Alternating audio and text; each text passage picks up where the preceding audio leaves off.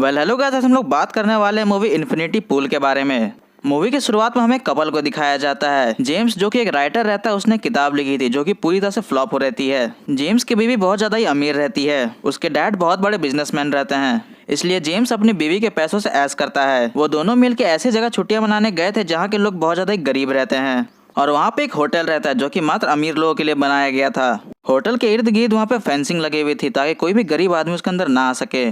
जब दोनों बैठ के खाना खा रहे होते हैं तब जेम्स की बीवी कहती है, मैं यहाँ पे खाना नहीं खाऊंगी, पास ही में एक चाइनीज रेस्टोरेंट है, अगर तुम चाहो तो तुम मेरे साथ आ सकते हो। जब ये अपनी बीवी के साथ जा रहा होता है तब उन्हें वहाँ पे एक आदमी दिखता है जो कि होटल के अंदर तोड़फोड़ कर रहा होता है, और तभी जेम्स के पास एक लड़की आती है जिसका नाम गैबी रहता है।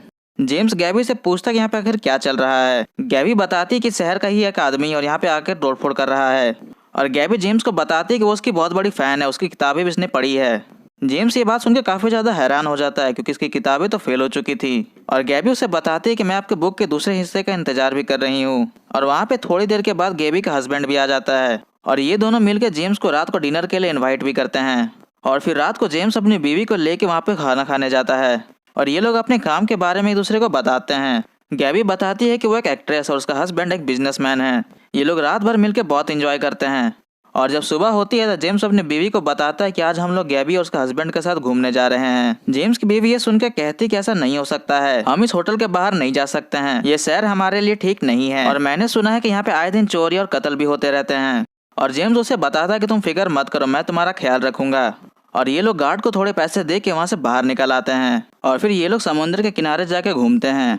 और जब वहाँ पे जेम्स अकेला रहता है तब गैबी उसके पास आ जाती है। जेम्स को ये देखकर बहुत ज्यादा अजीब लगता है कि गैबी का सारा ध्यान इसी के ऊपर क्यों है। और जब रात को ये लोग वापस जा रहे होते हैं तब सब लोग बहुत नशे में रहते हैं सिवाय जेम्स को छोड़ के, जिस वजह से जेम्स गाड़ी चला रहा होता है।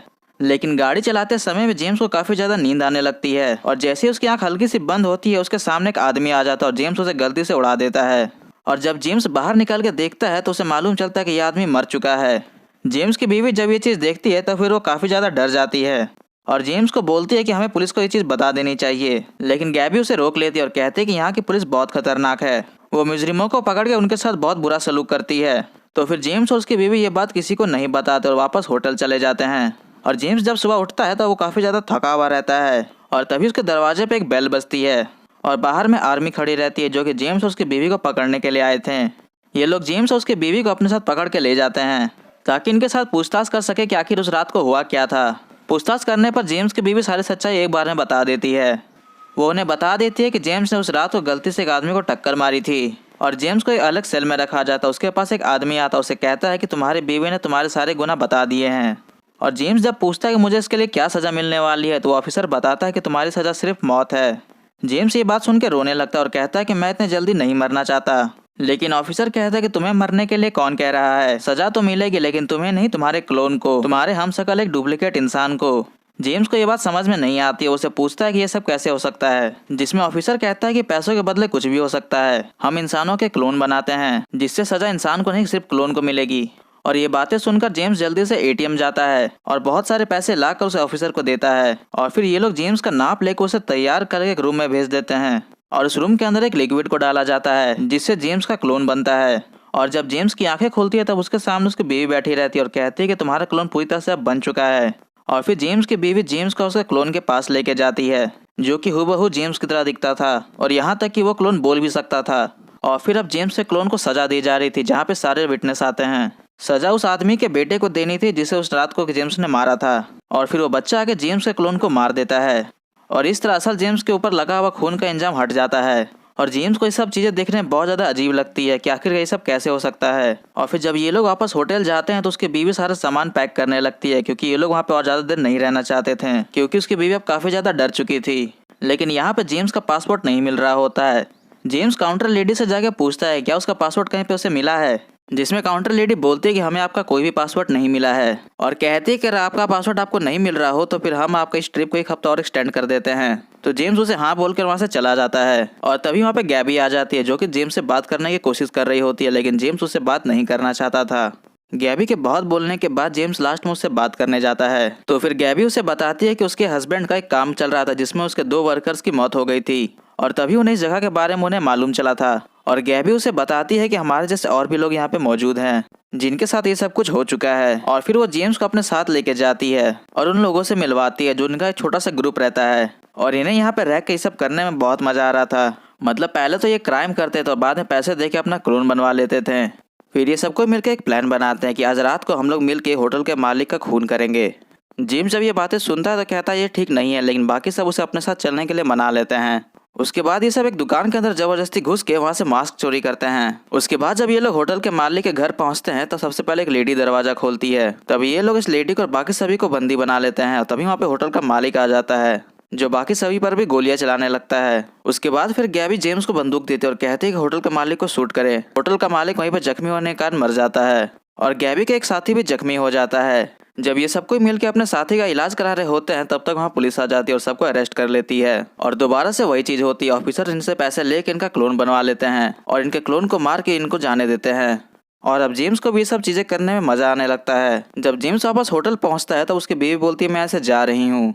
जेम्स अपनी बीवी को रोकने की बिल्कुल भी कोशिश नहीं करता और कहता है कि मैं बाद में आऊँगा। जेम्स की बीवी को उसका बर्ताव बुरा लग रहा था तो फिर वहाँ से बिना कुछ बोले वो चली जाती है। जेम्स गैबी को जाके कहता है कि मेरी बीवी मुझे छोड़ के चली गई है। गैबी जेम्स को सहारा देती है और अपने साथ अपने कमरे में लेके जाती है और जेम्स को एक खास तरह का नशा करवाती है। जेम्स को भी गैबी के ग्रुप में रह के लोगों को मारने में मजा आने लगा था। और फिर ये लोग प्लान करते हैं कि पुलिस वाले को किडनैप करके हम लोग उसे मार देंगे। और ये लोग फिर ऐसा ही करते हैं, पुलिस स्टेशन जाके एक पुलिस वाले को किडनैप कर लेते हैं। और फिर ये लोग जेम्स को कहते हैं कि सबसे पहले तुम उसे मारो। जेम्स गैबी के द्वारा दिया गया नशा दोबारा करता है और जाके उस आदमी को बहुत बेरहमी से मारने लगता है। और जब गैबी उस ऑफिसर के चेहरे से कपड़ा उतारती है तब वो कोई और नहीं बल्कि जेम्स का क्लोन रहता है। गैबी कहते हैं कि हम तो सिर्फ तुम्हारे साथ मजाक कर रहे थे। जेम्स को ये देख के अपने आप में बहुत ज़्यादा खराब लगने लगता है और जाके अपने आप को एक कमरे में बंद कर लेता है। और जेम्स को समझ आने लगता है कि ये बहुत ज़्यादा ही खतरनाक ग्रुप है, इसे यहाँ पे नहीं रुकना चाहिए था, अपने बीवी के साथ वापस चला जाना चाहिए था। उसके बाद फिर जेम्स बाथरूम में जाके अपना पासपोर्ट निकालता है जो कि उसी ने वहाँ पे छुपाया था। और फिर जल्दी से जाके एयरपोर्ट के लिए बस पकड़ लेता है। जब ये बस में बैठ के वहाँ से जा रहा होता है तब देखता है कि वहाँ पे गैबी इसका पीछा कर रही है और गैबी उसे बंदूक दिखाए कहते हैं कि बस से नीचे उतर जाए, लेकिन जेम्स नहीं उतरता है। तो फिर गैबी उस पर गोलियां चलाने लगती है और उसके साथ ही जाके बस को आगे से रोक लेते हैं। उसके बाद जब ये लोग जेम्स को पकड़ लेते हैं तो उसे वापस होटल पैदल लेके जाते हैं।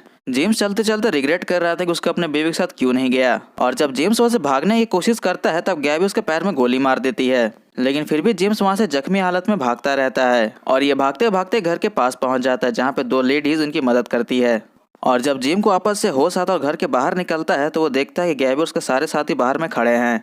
और गैबी उसे कहती है कि आज तुम्हारा एक लास्ट टेस्ट है, आज तुम्हें एक कुत्ते को मारना होगा और हम देखना चाहते हैं कि तुम कितने बहादुर हो। और ये लोग फिर उसके सामने जेम्स के डॉग का डुप्लीकेट लाते हैं। जेम्स जब अपने आप को देखता है तो अपने आप को नहीं मारना चाहता था, लेकिन ये लोग इसके हाथ में जबरदस्ती चाकू पकड़ा देते हैं और जेम्स को ना चाहते हुए भी अपने क्लोन को मारना पड़ता है।